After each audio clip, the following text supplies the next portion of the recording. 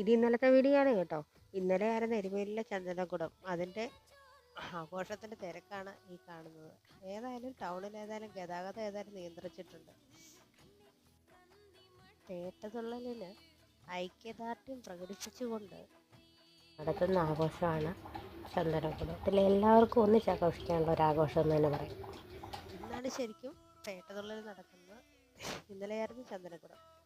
One way തിരിച്ച് വണ്ടികളെല്ലാം കടത്തി വിടുന്നുണ്ട്. ഏതായാലും ഈ വൺ വേ വഴി പോകുമ്പോഴത്തേക്ക് നമുക്ക് പാവർപള്ളി അലങ്കരിച്ചതിൻ്റെ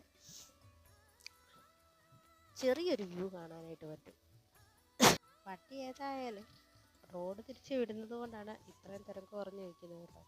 പക്ഷേ മെയിൻ റോഡിലോട്ട് ഇറങ്ങിയാൽ ബ്ലോക്ക് കിട്ടുന്നുള്ള കാര്യത്തിൽ യാതൊരു സംശയവും.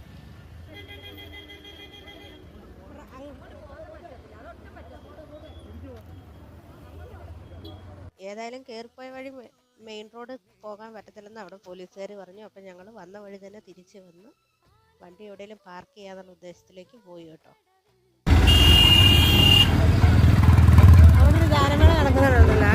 ഇതാണ് എരുമേലിയിലെ വലിയ അമ്പലം.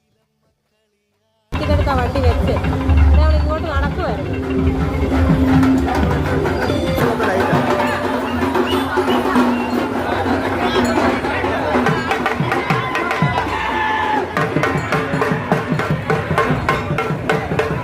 ഞാനിപ്പോഴും ഓർക്കുന്നുണ്ട്, പണ്ട് ചെറുപ്പത്തിൽ ഈ അയ്യപ്പന്മാർ പേട്ടതുള്ളി പോകുന്ന കാണുമ്പോഴത്തേക്ക് ബസ്സിലായിരിക്കുമല്ലോ യാത്ര ചെയ്യുന്നത്. ബസ്സിൻ്റെ സീറ്റിലിരുന്ന് ഇങ്ങനെ കാണാനായിട്ട് കുറേ നേരം നോക്കിയിരിക്കും. കാരണം നല്ല ദൂരത്തിലുണ്ട് ഇവരുടെ ഈ യാത്ര കേട്ടോ.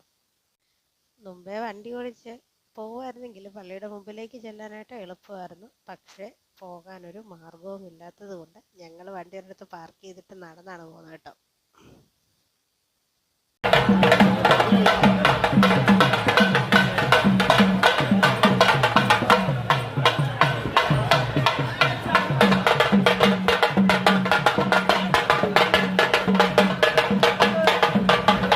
എരുമേലി സീസൺ തുടങ്ങിയാൽ പിന്നെ ഇവിടെ ഈ മൃദംഗമൊക്കെ കൊട്ടിപ്പോകുന്ന ആൾക്കാർ അവരുടെ ഒരു ഉപജീവന മാർഗമായിട്ട് എരുമേലിയിൽ തന്നെ കാണും. കാരണം ഈ വരുന്ന അയ്യപ്പന്മാർ അവിടുന്ന് ഒരാളെ പേയ്മെൻറ്റ് കൊടുത്ത് അവരുടെ കൂട്ടത്തിലേക്ക് വലിയ അമ്പലത്തിലേക്ക്, അതായത് കൊച്ചമ്പലത്തിൽ നിന്നും ബാബർ പള്ളിയിലും കയറിയിട്ട് അവർ നേരെ പോകുന്ന വലിയ അമ്പലത്തിലേക്ക്, അവിടേക്ക് പോകുന്നോടം വരെ ഇവർ അവരുടെ മുമ്പിൽ കൊട്ടിക്കൊണ്ട് പോകും. ഇവരുടെ കയ്യിൽ ഈ ഇരിക്കുന്നത് പാണലിൻ്റെ ഇലയാണ്.